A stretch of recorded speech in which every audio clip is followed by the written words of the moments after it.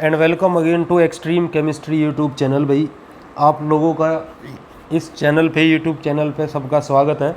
और आज हम लोग डिस्कस करेंगे इफ़ेक्टिव न्यूक्लियर चार्ज और शील्डिंग इफ़ेक्ट के बारे में। भाई इफ़ेक्टिव न्यूक्लियर चार्ज और शील्डिंग इफ़ेक्ट के बारे में हमें डिस्कस करना है। इसको आप इस फॉर्मूले से भी लिख सकते हो भाई, Z effective is effective nuclear charge. Z effective को हम कहते हैं इफ़ेक्टिव न्यूक्लियर चार्ज, और जेड का मतलब आप जानते हो क्या होता है भाई, न्यूक्लियर चार्ज। और सिग्मा का मतलब होता है शील्डिंग इफेक्ट। सिग्मा का मतलब है भाई शील्डिंग इफेक्ट या स्क्रीनिंग इफेक्ट। अब देखो ये चैप्टर के अंदर ये जो दोनों के दोनों टॉपिक हैं, ये समझ लो भाई सारे आगे के जो टॉपिक रहेंगे वो इन्हीं टॉपिक्स के ऊपर डिपेंड है।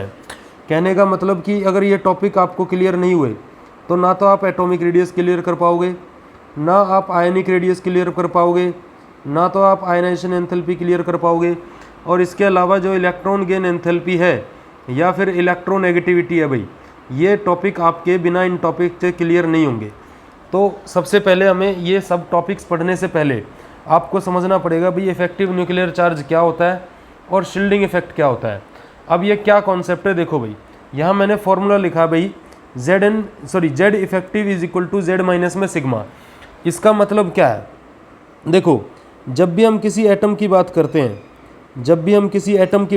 हैं, तो उस एटम के अंदर भाई दो तरीके के पार्टिकल हम देखते हैं। एक पार्टिकल तो कुछ तो प्रेजेंट होते हैं किसमें भाई, न्यूक्लियस में।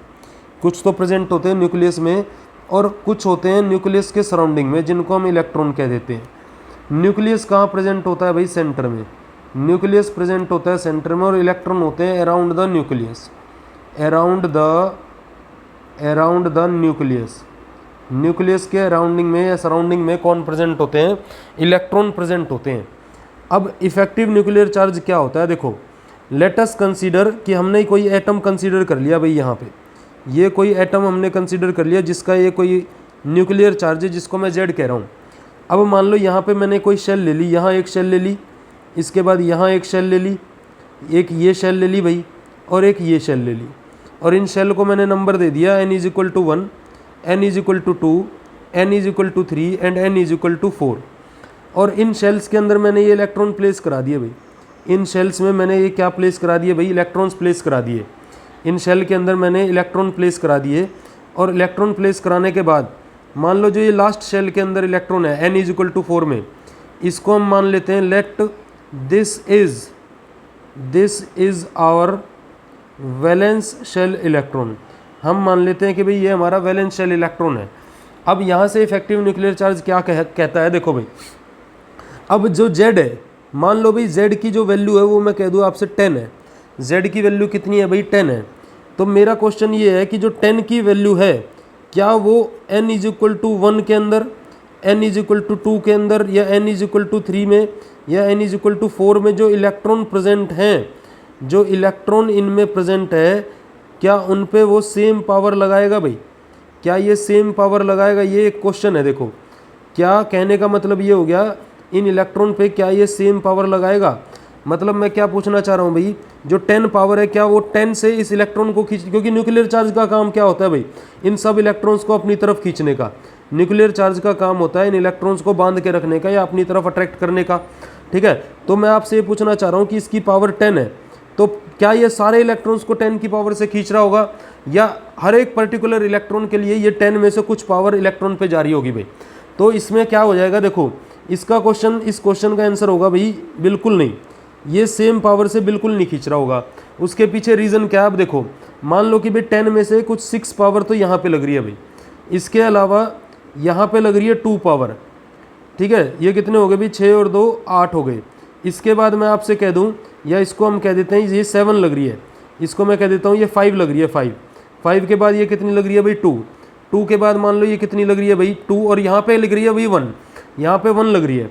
तो आप देखो ध्यान से यहाँ क्या हो रहा है भाई, 5 और 2 7 और 2 9 और 1 10, तो टोटल 10 होगी। मतलब पावर तो पूरी की पूरी 10 कंज्यूम हो रही है, लेकिन देखो पर्टिकुलर इलेक्ट्रॉन पे, हर एक इलेक्ट्रॉन पे अलग अलग पावर लग रही है भाई, ठीक है। यहाँ पे दोनों पे सेम लग रही है, चलो कोई नहीं, इन दोनों पे सेम लग रही है, लेकिन आप इस लास्ट इलेक्ट्रॉन को देखो, इस लास्ट इलेक्ट्रॉन पे जो हमारा वैलेंस शेल इलेक्ट्रॉन है, इस पे पावर कितनी लग रही है भाई, 1। तो ऐसा क्या हो जाता है कि ये पावर 10 से यहाँ पहुँचते पहुँचते 1 हो जाती है। तो देखो पहले तो इस बात को समझो कि 10 में से जो ये 1 पावर यहाँ पे लग रही है भाई, जो n इज इक्वल टू 4 पे लग रही है, तो देखो ये तो z था, ये तो z था, और z में से इस n इज इक्वल टू 4 पे कितना इफेक्ट पहुंचा है, वो कितना पहुंचा है भाई 1, और इस 1 वैल्यू को ही हम लोग क्या कह देंगे, बोलो भाई z इफेक्टिव कह देंगे। इस 1 वैल्यू को ही क्या कह देंगे हम लोग भाई, z इफेक्टिव कह देंगे। मैं फिर रिपीट कर रहा हूँ, मान लो मेरे पास पूरी पावर थी 10, 10 में से n इज इक्वल टू 4 में जो पावर पहुंच रही है वो पावर आपकी z इफेक्टिव कहलाएगी। और यही डिफरेंस है इन दोनों में, न्यूक्लियर चार्ज में और z इफेक्टिव मतलब इफेक्टिव न्यूक्लियर चार्ज में, यही दोनों में डिफरेंस है। कहने का मतलब ये हो गया कि मान लो भी जैसे मैं आपको पढ़ा रहा हूँ, पढ़ाने के बाद आप कितना मेरे जो टॉपिक मैंने आपको क्लियर किए हैं, कितना मेरे टॉपिक्स को क्लियर कर पाए हो, मतलब मेरा कितना इफेक्ट आपके ऊपर हुआ है। तो मान लो मैंने 4 स्टूडेंट को पढ़ाया, 1 2 3 और 1 4, मान लो भाई पहले वाले को कुछ क्लियर हो गया, दूसरे वाले को थोड़ा ज़्यादा क्लियर हो गया, तीसरे वाले को मान लो कुछ भी क्लियर नहीं हुआ, चौथे वाले को सबसे ज़्यादा क्लियर हो गया। तो आप देखो जिस पे मेरा जितना ज़्यादा इफेक्ट हो रहा होगा, जो क्योंकि मैंने तो सबको इक्वल पावर से पढ़ाया भाई, लेकिन हर किसी पे अलग अलग इफेक्ट हो रहा है, तो वो जो अलग अलग इफेक्ट होने का कॉन्सेप्ट है उसी को हम कहते हैं जेड इफेक्टिव। वही बात मैं आपको यहाँ पे समझाने की कोशिश कर रहा हूँ भाई।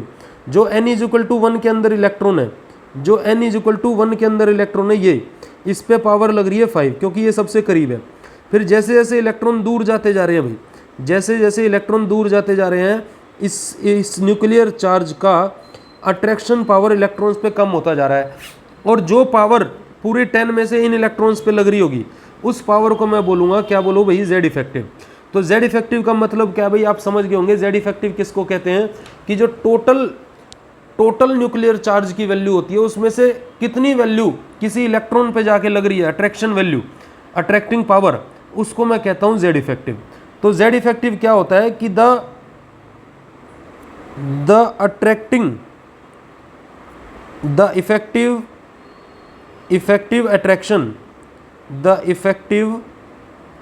effective attraction of nuclear charge on an electron from its total value। ये क्या कह रहा है अभी देखो, जो कितनी इफेक्टिव अट्रैक्शन लग रही है न्यूक्लियर चार्ज की ऑन एन इलेक्ट्रॉन पे, किसी इलेक्ट्रॉन पे, उसकी टोटल वैल्यू में से, उसी को मैं क्या बोलता हूँ भाई, इफेक्टिव न्यूक्लियर चार्ज कहता हूँ। उसी को मैं क्या कहता हूँ, इफेक्टिव न्यूक्लियर चार्ज। अब सवाल ये उठता है, देखो इफेक्टिव न्यूक्लियर चार्ज आपको बात समझ में आ गई होगी भाई, और इफेक्टिव न्यूक्लियर चार्ज को हम लोग जेड इफेक्टिव से डिनोट करते हैं भाई। मैं फिर लिख रहा हूँ, Z effective is equal to क्या होता है भाई, इफेक्टिव न्यूक्लियर चार्ज, ये होता है इफेक्टिव न्यूक्लियर चार्ज। अब ऐसा क्यों हो रहा है कि ये पावर कम हो रही है, असल में लगनी तो सबके ऊपर इक्वल पावर थी, 10 में से 10 आउट ऑफ 10 लगनी थी, लेकिन ये कम क्यों हो रही है, अब इसको समझना है। तो इसको हम इस बेस पे समझ सकते हैं। आप देखो भाई, जो ये वैलेंस शेल से पहले के इलेक्ट्रॉन है, ये जो मैं रेड कलर से राउंड ऑफ कर रहा हूँ, जो ये वैलेंस शेल से पहले के इलेक्ट्रॉन है जितने भी, इन इलेक्ट्रॉन्स को मैं नाम देता हूँ इनर इलेक्ट्रॉन। इन इलेक्ट्रॉन को हम नाम देंगे इनर इलेक्ट्रॉन। और इनर इलेक्ट्रॉन क्या करेंगे, देखो जब ये न्यूक्लियर चार्ज इन इलेक्ट्रॉन्स को अपनी तरफ खींच रहा होगा तो ये इलेक्ट्रॉन सेम चार्ज कैरी कर रहे हैं भाई। तो ये इलेक्ट्रॉन सेम चार्ज अगर कैरी कर रहे हैं तो ये आपस में रिपल्शन भी लगाएंगे, और उस रिपल्शन की वजह से क्या होगा, मान लो यहाँ एक इलेक्ट्रॉन है, यहाँ एक इलेक्ट्रॉन है, यहाँ एक इलेक्ट्रॉन है, ये न्यूक्लियर चार्ज के सबसे करीब है, ये इलेक्ट्रॉन न्यूक्लियर चार्ज के करीब सबसे ज़्यादा है, तो ये इस पर सबसे ज़्यादा अट्रैक्शन पावर लग रही होगी। इसके बाद न्यूक्लियर चार्ज तो इस पर भी अट्रैक्शन पावर बराबर की लगा रहा होगा, लेकिन ये जो इलेक्ट्रॉन होगा इस पे सेम चार्ज और इस पे सेम चार्ज होने की वजह से ये इसको थोड़ा सा पीछे धकेलेगा भाई, क्योंकि यहाँ रिपल्शन स्टार्ट हो जाएगी। और ऐसे ही ये रिपल्शन जितने ज़्यादा इनर इलेक्ट्रॉन बढ़ते चले जाएंगे, जितने ज़्यादा इनर इलेक्ट्रॉन बढ़ते चले जाएंगे उतनी ज़्यादा इलेक्ट्रॉन पे रिपल्शन बढ़ेगी। इसी वजह से जो लास्ट इलेक्ट्रॉन होगा उस पर सबसे कम अट्रैक्शन पावर पहुँचेगी न्यूक्लियर चार्ज की, क्योंकि इस इलेक्ट्रॉन को सबसे ज़्यादा इनर इलेक्ट्रॉन फेस करने पड़ रहे हैं। और जितने ज़्यादा इनर इलेक्ट्रॉन होंगे, समझ लेना भाई, इफेक्टिव न्यूक्लियर चार्ज उतना ही कम हो जाएगा। ये मैं लिख देता हूँ यहाँ पे भाई, ये देखो, the value of nuclear charge decreases, the value of nuclear charge decreases with increase in distance with increase in distance due to presence of inner electron which will exert repulsion। और ये कौन सी रिपल्शन होगी भाई? Electronic repulsion होगी। ये क्या होगी? Electronic repulsion. which will exert repulsion on the valence shell electron or outermost shell electron भाई। ठीक है, तो this effect of repulsion by inner electron on the outermost shell electron is called shielding effect। इसी को हम लोग shielding effect कहते हैं भाई। इसी को हम लोग कौन सा इफेक्ट कहते हैं भाई? शील्डिंग इफेक्ट कहते हैं। क्या है शील्डिंग इफेक्ट? ये देखो भाई, शील्डिंग इफेक्ट क्या होता है? शील्डिंग इफेक्ट होता है कि the effect of repulsion by inner electron on the outer most shell electron. जो आउटर मोस्ट शेल इलेक्ट्रॉन पे जो रिपल्शन लग रही है बाय इनर इलेक्ट्रॉन, उसी को मैं कौन सा इफेक्ट कहूँगा भाई? शील्डिंग इफेक्ट कहूँगा। क्योंकि जो इनर इलेक्ट्रॉन होंगे, जो ये इनर इलेक्ट्रॉन होते हैं, जैसे ये आपका आउटर मोस्ट इलेक्ट्रॉन हो गया भाई, ये हो गया आपका आउटर मोस्ट इलेक्ट्रॉन। और यहाँ और यहाँ ये जो इलेक्ट्रॉन होंगे, इन इलेक्ट्रॉन ने इस न्यूक्लियस को ज़्यादा शील्ड किया हुआ है, बजाय कि इसके जो इनर इलेक्ट्रॉन है वो ज़्यादा शील्ड करके रखते हैं न्यूक्लियस को। दैट्स वाई ये शील्डिंग इफेक्ट लगा रहे हैं। शील्डिंग इफेक्ट का मतलब क्या है कि भाई ये बाहर के इलेक्ट्रॉन को क्या करेंगे भाई? पीछे धकेलेंगे, क्योंकि these all electrons carry same charge. तो आई होप आपको ये बात समझ में आई होगी भाई। देखो जेड इफेक्टिव तो क्या है? जेड इफेक्टिव तो वो है कि जो इफेक्टिव अट्रैक्शन लगती है न्यूक्लियर चार्ज की on an electron from its total value, उसकी टोटल वैल्यू में से जो इफेक्टिव अट्रैक्शन लगती है न्यूक्लियर चार्ज की किसी इलेक्ट्रॉन पे, किसी आउटर मोस्ट इलेक्ट्रॉन पे, उसी को मैं क्या कहता हूँ भाई? जेड इफेक्टिव कहता हूँ। और जेड इफेक्टिव का मतलब क्या है? Effective nuclear charge. अब सवाल ये उठता है ये वैल्यू कम क्यों हो जाती है? तो कम होने का रीज़न ये है क्योंकि क्या चलती है भाई? इनर इलेक्ट्रॉन और आउटर मोस्ट इलेक्ट्रॉन के बीच में इलेक्ट्रॉनिक रिपल्शन चलती है। ठीक है भाई, और इलेक्ट्रॉनिक रिपल्शन चलने की वजह से यहाँ एक इफेक्ट क्रिएट होता है जिसको हम क्या कहते हैं भाई? Shielding effect. क्योंकि जो इनर इलेक्ट्रॉन होंगे वो मोर शील्ड करते हैं भाई, मोर शील्ड, ये ज़्यादा शील्ड करके रखते हैं किसको भाई? More shielding effect on nuclear charge, या मैं बोल दूँ न्यूक्लियस पे भाई। ये ज़्यादा शील्डिंग इफेक्ट लगा के रखते हैं किस पे भाई? न्यूक्लियस पे। तो ये था आपका भाई क्या? शील्डिंग इफेक्ट और इफेक्टिव न्यूक्लियर चार्ज। अब जब भी हमें इफेक्टिव न्यूक्लियर चार्ज निकालना होता है, तो हम उसके लिए लिखते हैं Z effective is equal to Z minus में सिग्मा। तो Z effective is equal to Z minus में सिग्मा क्या कहलाता है? इस रूल को हम कहते हैं भाई स्लेटर रूल। इसको हम कौन सा रूल कहते हैं?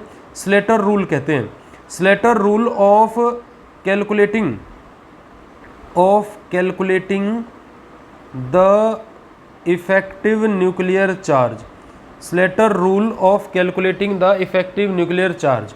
अब ये स्लेटर रूल क्या होता है भाई? स्लेटर रूल के अंदर आपको कुछ वैल्यूज़ याद रखनी पड़ेंगी, कुछ पॉइंट्स याद रखने पड़ेंगे, जिसकी हेल्प से आप लोग इफेक्टिव न्यूक्लियर चार्ज निकाल सकते हो किसी भी एटम के अंदर, किसी भी इलेक्ट्रॉन के ऊपर भाई। जैसे कि ये आपको मैं एक टेबल बना के दे रहा हूँ भाई। इस टेबल के अंदर आपको ध्यान रखना है इन वैल्यूज़ के बारे में, और फिर मैं इसको समझाता हूँ। इसके कुछ क्वेश्चंस भी हम लोग करेंगे। यहाँ पे मान लो मैंने लिख दिया ये मैंने लिख दिया भाई यहाँ पे इलेक्ट्रॉन इन ऑर्बिटल, और यहाँ पे मैंने लिख दिया इलेक्ट्रॉन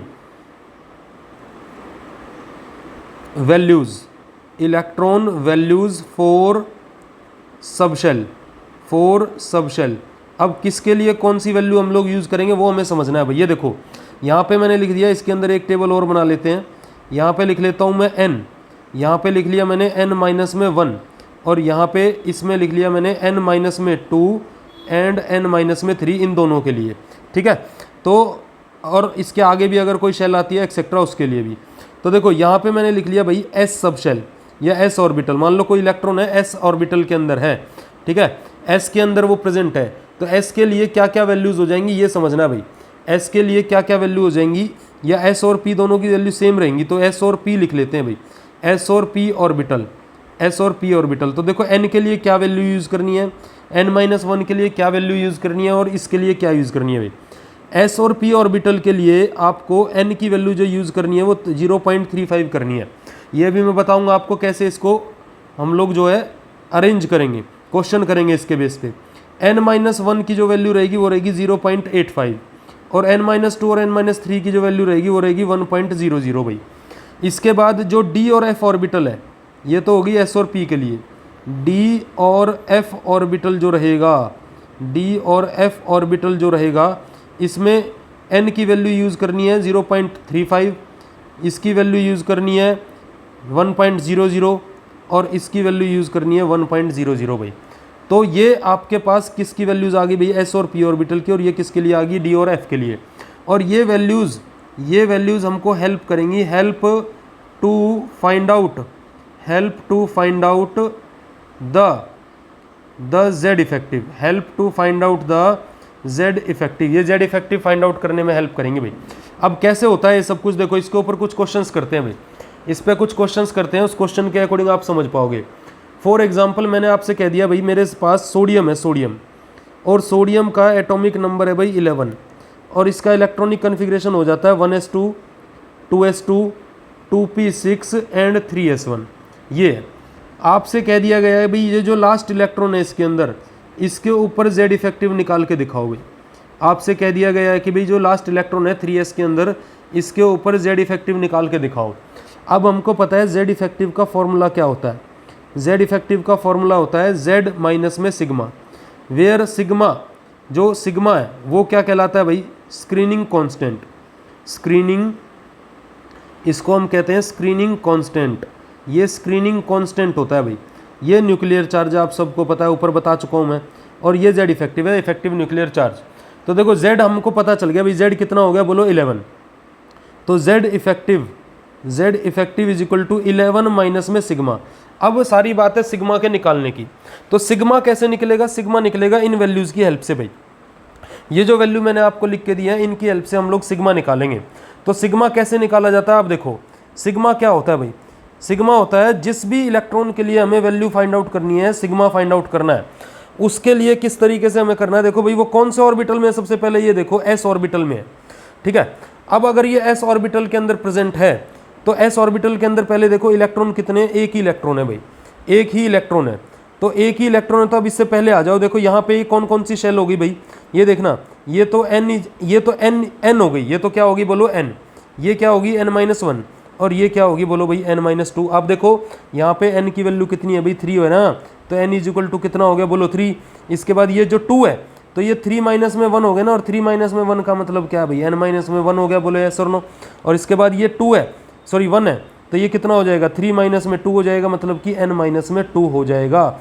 तो n is equal to 3, n minus में 1 और n माइनस में 2। आपको समझ में आया होगा भाई, जो 3 से पहले का जो भी n है उसका मतलब हो जाएगा n माइनस में 1 और इसका मतलब हो जाएगा n माइनस में 2, ठीक है। तो अब देखो इस n के अंदर जो एक ही इलेक्ट्रॉन है उसी के लिए हमें निकालना है, तो इसको तो कर देंगे हम नेग्लेक्ट, इसी के लिए हमें इसी इलेक्ट्रॉन के लिए हमें इफेक्टिव न्यूक्लियर चार्ज निकालना है, ठीक है। तो इसके अंदर तो कोई खेल नहीं होगा, अब इसमें से तो कोई इलेक्ट्रॉन प्रेजेंट नहीं होगा क्योंकि एक इलेक्ट्रॉन के ऊपर हमें निकालना है। अब आ जाओ n-1 और n-2 के लिए भाई, तो देखो n-1 n-1, ठीक है, n-1 के लिए कितने इलेक्ट्रॉन है इसमें भाई, इसमें कितने इलेक्ट्रॉन है बताओ भाई, 8 इलेक्ट्रॉन है टोटल। देखो 6 प्लस में 2 कितना हो गया भाई, 8 इलेक्ट्रॉन हो गया। इसके बाद अगर मैं आपसे कहूँ n-2 में कितने इलेक्ट्रॉन है भाई, 2 इलेक्ट्रॉन है। तो इनके लिए अब सिग्मा कैसे निकाला जाएगा, देखो n-1 में कितने इलेक्ट्रॉन है भाई 8 और n-2 में कितने इलेक्ट्रॉन है भाई, 2 इलेक्ट्रॉन है। तो आपको सिग्मा निकालने के लिए क्या करना है, देखो सिग्मा इज इक्वल टू क्या हो जाएगा भाई, n-1 के लिए देखो जो s और p ऑर्बिटल है, ये जो s और p ऑर्बिटल है इनके लिए n-1 के लिए देखो वैल्यू कितनी आती है भाई 0.85। तो यहाँ लिखोगे आप 0.85, इज मल्टीप्लाइड बाय कितने इलेक्ट्रॉन है इसमें भाई 8 इलेक्ट्रॉन है, ये मल्टीप्लाई हो जाएगा 0.85 इंटू में कितना हो जाएगा भाई 8, क्योंकि इसमें टोटल इलेक्ट्रॉन कितने हैं 8। अब लगाओगे प्लस का निशान भाई, अब प्लस का निशान लगाओगे और प्लस के निशान के बाद ये देखो n-2 s सब शेल के अंदर n-2 के लिए वैल्यू क्या यूज़ कर रहा हूँ मैं भाई 1.00, तो 2 इलेक्ट्रॉन है तो 1.00 इज मल्टीप्लाइड बाय कितना हो जाएगा भाई 2 हो जाएगा। यहाँ से आप सिग्मा निकाल सकते हो, और जब आप यहाँ से सिग्मा निकालोगे तो भाई देखो सिग्मा निकालने के लिए आपको इनको कैलकुलेट करना पड़ेगा। मैं एक बार डायरेक्टली लिख देता हूँ, ये आ जाएगा भाई 0.85 इज मल्टीप्लाइड बाय 8, तो ये आ रहा है भाई आपका 6.8 आ रहा है भाई, और प्लस में ये कितना आ जाएगा भाई 1 आ जाएगा। तो यहाँ से सिग्मा इज इक्वल टू क्या बन गया बताओ भाई, सिग्मा इज इक्वल टू क्या बन गया 7.8 बन गया भाई, बोलो यस और no. Sigma is equal to क्या बन गया भाई 7.8। अब आपके पास ये सिग्मा आ गया, इसकी वैल्यू को रख दो यहाँ पे भाई, जो ये 11 के बाद हमने जो सिग्मा लिखा था यहाँ इसकी वैल्यू रख दो, तो Z effective is equal to 11 minus में क्या हो जाएगा भाई 7.8 हो जाएगा। और 11 माइनस में 7.8 जब आप करोगे, 11 माइनस में 7.8 जब आप करोगे तो ये बन जाएगा भाई, ये हो गया आपका 11 माइनस में 7.8, ये बन जाता है भाई 3.8 और ये 2, ये कितना बन गया भाई 3.2। तो देखो ये जो वैल्यू है ये आपकी कौन सी वैल्यू है भाई, ये Z इफेक्टिव की वैल्यू है। यहाँ पे आपने Z इफेक्टिव निकाल लिया। अब आप देखो ये क्या शो कर रहा है भाई, टोटल न्यूक्लियर चार्ज कितना लग रहा था बोलो 11, लेकिन जो लास्ट इलेक्ट्रॉन है जो ये S का इलेक्ट्रॉन था जो 3s1 था, इस पे जो 11 में से चार्ज पहुंच रहा है वो केवल कितना पहुंच रहा है भाई 3.2। ये जादू है इफेक्टिव न्यूक्लियर चार्ज का। कहने का मतलब ये होगा कि जितनी टोटल वैल्यू न्यूक्लियर चार्ज की होती है आउटर मोस्ट शेल इलेक्ट्रॉन पे उतनी वैल्यू नहीं पहुंचती, और जितनी वैल्यू पहुंचती है उसी को हम क्या कहते हैं भाई इफेक्टिव न्यूक्लियर चार्ज कहते हैं। उसी को क्या कहते हैं हम लोग बोलो, इफेक्टिव न्यूक्लियर चार्ज कहते हैं भाई। अब देखो एक और क्वेश्चन करके दिखाओ भाई, एक और क्वेश्चन ट्राई करते हैं। ये देखो एक और क्वेश्चन मैं आपको ट्राई करवाता हूँ। ये क्वेश्चन है कैलकुलेट द इफेक्टिव न्यूक्लियर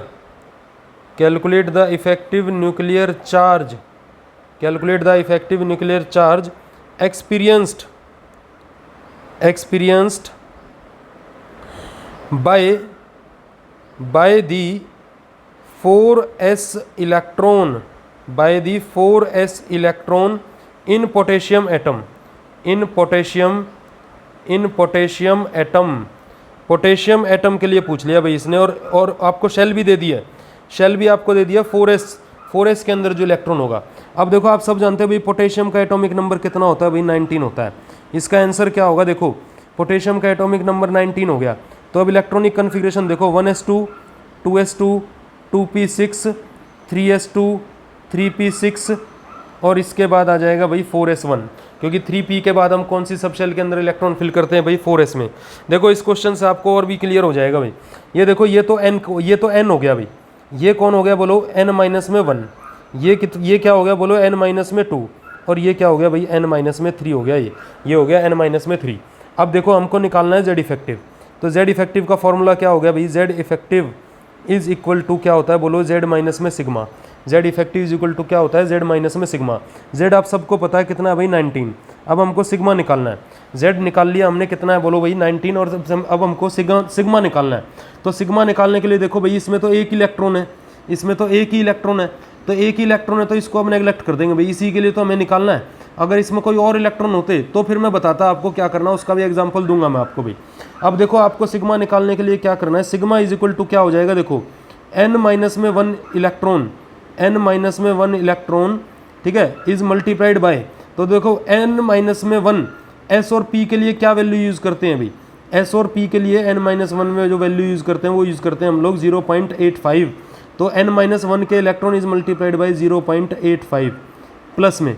अब आ जाओ इसके लिए भाई, n माइनस 2 के लिए s और p के लिए क्या वैल्यू यूज़ करते हैं भाई, ये देखो n माइनस 2 के लिए s और p के लिए वैल्यू कितनी है 1.00।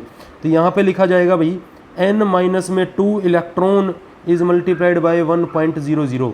उसके बाद एक और सब शेल है हमारे पास n माइनस में 3, और n माइनस 3 में मैंने आपको बताया s सब शेल है तो सेम वैल्यू यूज़ होगी 1.00। तो 1.00 अगर यूज़ होगी तो यहाँ पे इसके इलेक्ट्रॉन माइनस में इज मल्टीप्लाइड बाय 1.00।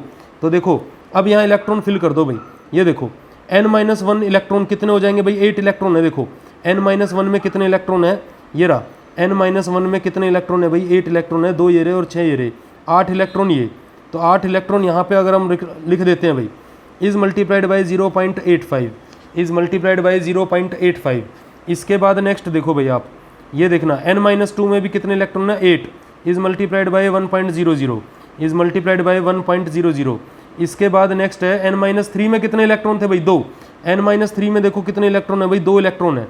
तो 2 इलेक्ट्रॉन है तो इज मल्टीप्लाइड बाई कितना बोलो, 1.00। तो देखो 0.85 को मल्टीप्लाई जब आप करोगे 8 से तो ये आ जाएगा भाई 6.8, ऊपर भी हमने किया था। प्लस में ये वैल्यू कितनी आ जाएगी, 8, ठीक है भाई। और इसके बाद ये जो वैल्यू है ये कितनी आ जाएगी भाई, 2, ये वैल्यू कितनी आ जाएगी भाई, 2 आ जाएगी। तो ये टोटल कितना हो जाएगा, ये देखो भाई 8 और 6 14 और 2 ये हो गया 16 और 16.8 आ जाएगा भाई। ये कितना आ जाएगा भाई, 16.8। अब देखो आप खुद देखो भाई, जेड इफेक्टिव ये सिग्मा आ गया भाई आपके सामने, ये क्या आ गया बोलो भाई, सिग्मा। अब Z effective is equal to कितना हो जाएगा भाई, 19 माइनस में 16.8। जेड इफेक्टिव कितना हो जाएगा भाई, 19 माइनस में 16.8। तो ये जब आप सॉल्व करोगे तो ये बन जाएगा भाई 2.2 बन जाएगा। देखो आप, तो देखो कितना न्यूक्लियर चार्ज था भाई 19, लेकिन जो लास्ट इलेक्ट्रॉन है 4s का उस पर कितना पहुंच रहा है भाई, 2.2 पहुंच रहा है। इसका मतलब आप समझ पा रहे होंगे कि जो न्यूक्लियर चार्ज लगता है एक्चुअल में, तो इफेक्टिव न्यूक्लियर चार्ज उतना नहीं होता लास्ट इलेक्ट्रॉन के ऊपर भाई। इफेक्टिव न्यूक्लियर चार्ज की वैल्यू चेंज हो जाती है, और इफेक्टिव न्यूक्लियर चार्ज को आप लोग इस रूल से निकाल सकते हो, जिस रूल को हम लोग क्या कहते हैं, स्लेटर रूल कहते हैं। इसके बाद देखो एक एग्जाम्पल मैं आपको देता हूँ, जिसमें मान लो 2 इलेक्ट्रॉन हो, किसी सबशेल के अंदर कितने इलेक्ट्रॉन हो, 2 सबशेल हो, 2 इलेक्ट्रॉन हो। ये देखो भाई क्वेश्चन क्या है, ये नेक्स्ट क्वेश्चन लिख रहे हैं भाई हम लोग। मान लो ये मैंने फ्लोरीन ले लिया भाई, फ्लोरीन। तो फ्लोरीन के केस में देखो 1s2 2s2 एंड 2p5 ये इसकी इलेक्ट्रॉनिक कन्फिग्रेशन है, और एटॉमिक नंबर कितना होता है भाई, 9 होता है। तो आप देखो भाई, अब इस पर हमें देखो ये वैल्यू किसकी होगी भाई, ये पूरी की पूरी वैल्यू किसकी होगी, n की, और ये वैल्यू किसकी होगी, n-1 की। तो फॉर्मूला क्या लगेगा भाई, Z effective is equal to Z minus में सिग्मा। जेड की वैल्यू आपको पता चल गई भाई 9 है, माइनस में अब सिग्मा की वैल्यू देखो कैसे निकलेगी भाई।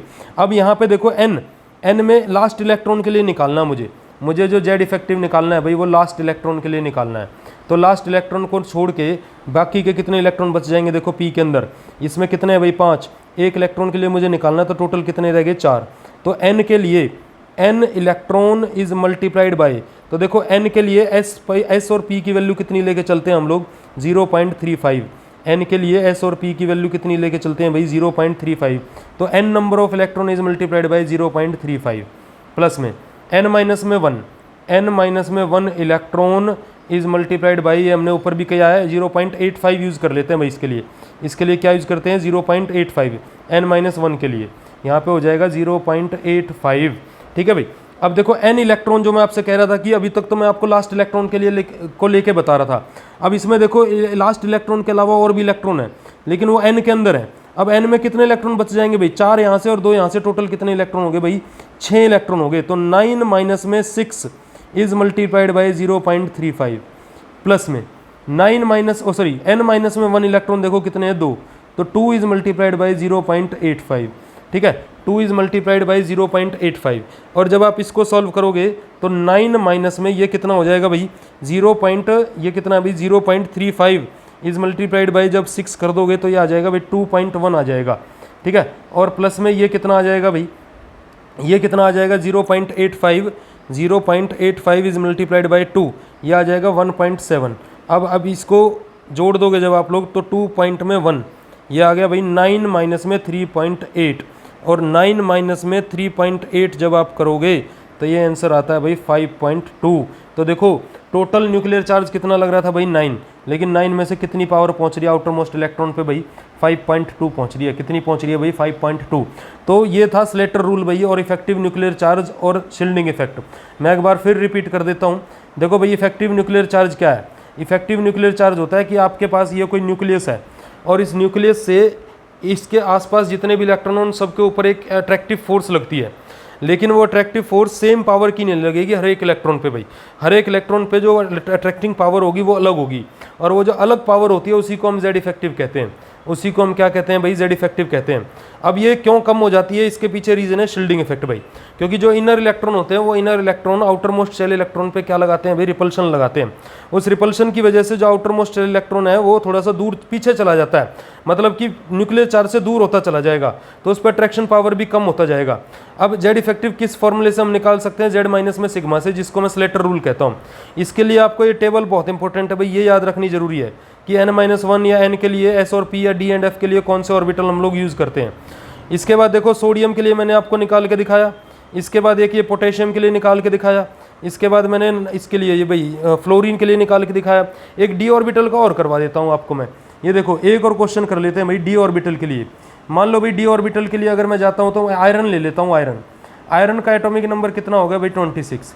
अब आप देखो electronic configuration 1s2 2s2 2p6 3s2 3p6, इसके बाद भाई 4s2 एंड 3d1, ये हो जाएगा 4s2 एंड क्या हो जाएगा भाई 3d1 हो जाएगा। अब इसको थोड़ा सा आप लोग अगर इस तरीके से लिख लो तो इजी हो जाएगा थोड़ा सा आपके लिए भी। यहाँ पे मैं लिख लेता हूँ 3d1 and 4s2, 3d1 and 4s2। अब आपसे किसी ने कह दिया यहाँ पे लास्ट इलेक्ट्रॉन के लिए निकालो। अब देखो ये कितना बढ़िया क्वेश्चन है भाई, यहाँ पे किसी ने कह दिया लास्ट इलेक्ट्रॉन के लिए निकालो भाई, लास्ट इलेक्ट्रॉन के लिए। और आपको ये पता होना चाहिए डी ब्लॉक का एलिमेंट है, अगर ये डी ब्लॉक का एलिमेंट है तो इसमें लास्ट इलेक्ट्रॉन जो है वो डी के अंदर एंटर करता है, ना कि एस के अंदर। तो डी के अंदर जब एंटर करेगा तो डी के लिए निकालना पड़ेगा भाई मेरे को, डी के लिए। अब डी के लिए जब मैं निकालूंगा तो आप देखो यहाँ पे क्या हो जाएगा, यहाँ पे क्या हो जाएगा भाई, ये सारी की सारी शेल देखो लास्ट इलेक्ट्रॉन किस में एंटर कर रहा है भाई, डी के अंदर एंटर कर रहा है, डी के अंदर, ठीक है। तो इसमें डी के अंदर एंटर कर रहा है तो ये वैल्यू किसकी होगी बताओ भाई मुझे, एन की, ठीक है। एन के अलावा ये वैल्यूज किसकी होगी भाई, ये वैल्यू होगी n-1 की। अब इसको छोड़ देंगे हम लोग, 4s को छोड़ देंगे, क्योंकि हमें n+1 का कोई रूल नहीं है हमारे पास, क्योंकि n-1 का रूल है। और लास्ट इलेक्ट्रॉन किस में एंटर करता है भाई, डी के अंदर। तो ये n हो गया, ये n-1 हो गया, और ये क्या हो गया भाई n-2 हो गया। अब आई होप आप इसको कर पाओगे भाई। z effective is equal to क्या हो जाएगा, देखो z, अगर ये कह देता ना कि भाई ये लास्ट वैलेंस शेल इलेक्ट्रॉन पे निकाल के दिखाओ, लास्ट वैलेंस शेल इलेक्ट्रॉन पे, तो फिर आप s के लिए जा सकते थे। आपको ये लिख के दे देता 4s के अंदर जो लास्ट इलेक्ट्रॉन है उसके लिए निकाल के जाओ, तो आप 4s के लिए जा सकते थे। लेकिन अभी मान लो मैंने आपको एक क्वेश्चन दे दिया लास्ट इलेक्ट्रॉन के लिए निकालना है, कि इस एटम के अंदर जहां लास्ट इलेक्ट्रॉन फिल किया जाता है उसके अंदर निकालना है, तो वो तो डी के अंदर फिल होता है भाई। तो z effective is equal to हो जाएगा 26 माइनस में सिग्मा। 26 माइनस में सिग्मा जब होगा तो देखो भाई अब सिग्मा की वैल्यू निकालो यहाँ से। सिग्मा इज इक्वल टू क्या हो जाएगा, देखो n के अंदर ये एक इलेक्ट्रॉन हो गया तो बचे कितने भाई 8, और s और p में बचे इलेक्ट्रॉन, देखो s और p के अंदर, तो s और p के अंदर बचे तो आप ऊपर से वैल्यूज लिख सकते हैं। s और p के लिए जो n की वैल्यू होती है वो होती है 0.35 भाई, ये कितनी होती है 0.35 इज मल्टीप्लाइड बाई कितना बोलो 8, प्लस में ऐसे ही इसके लिए 0.85 इज मल्टीप्लाइड बाई कितना भाई 8, ठीक है। और इसके लिए हो जाएगी 1.00, n-2 के लिए इज मल्टीप्लाइड बाई कितना भाई 2। तो इसको जब आप सॉल्व कर लोगे तो आपको सिग्मा मिल जाएगा। सिग्मा के बाद उसको यहाँ पुट कर देना, तो 26 में से जब आप ये वैल्यू सिग्मा माइनस कर दोगे तो आपका जो आंसर आएगा वही आपका क्या होगा भाई, z इफेक्टिव होगा। तो ये आप एक बार खुद से ट्राई करके देख लेना भाई, वही आपका क्या होगा बोलो, z इफेक्टिव होगा, ठीक है। और ऐसे ही आप ये भी करके देख सकते हो भाई, ये आपके लिए होमवर्क दे रहा हूँ मैं। आप इसमें से 4s के अंदर एक इलेक्ट्रॉन अगर प्रेजेंट है, ठीक है भाई, और एक के लिए आपको इफेक्टिव न्यूक्लियर चार्ज निकालना है, मतलब 4s के अंदर जो लास्ट इलेक्ट्रॉन है उसका निकालना है इफेक्टिव न्यूक्लियर चार्ज। तो कैसे कैसे इसको आप सॉल्व करोगे ये आप मुझे बताओगे भाई, ये आप मुझे कमेंट सेक्शन के अंदर लिख के दोगे कि क्या आंसर आता है Fe के लिए इस सब शेल का 4s का। तो ये था भाई स्लेटर रूल, या फिर मैं बोल दूँ इफेक्टिव न्यूक्लियर चार्ज और शील्डिंग इफेक्ट। आई होप आपको ये लेक्चर समझ में आया होगा, और अगर आपको इनमें से कुछ टॉपिक क्लियर नहीं हो रहे हैं तो यहाँ तक के वीडियो लेक्चर्स आप मेरे जाके देखिए, उसमें मैंने आपको बिल्कुल डिटेल में सारी चीज़ें करवाई हैं पीरियोडिक टेबल की, ठीक है। जब आप वो देख लोगे तो ये लेक्चर आपको बिल्कुल इजीली से समझ में आ जाएगा भाई। हालांकि मैंने आपको कई सारे क्वेश्चन इसमें करवा दिए हैं, आई होप आपको ये क्लियर भी होगा। तो इससे आगे का जो लेक्चर रहेगा वो हम लोग एंटर करेंगे इन ट्रेंड्स के ऊपर भाई, atomic radius, ionisation enthalpy, electronegativity, ये जो ionic radius, electron gain enthalpy, इनको डिस्कस करेंगे भाई। तब तक के लिए all the best, thank you and have a nice day भाई। Thank you to all of you.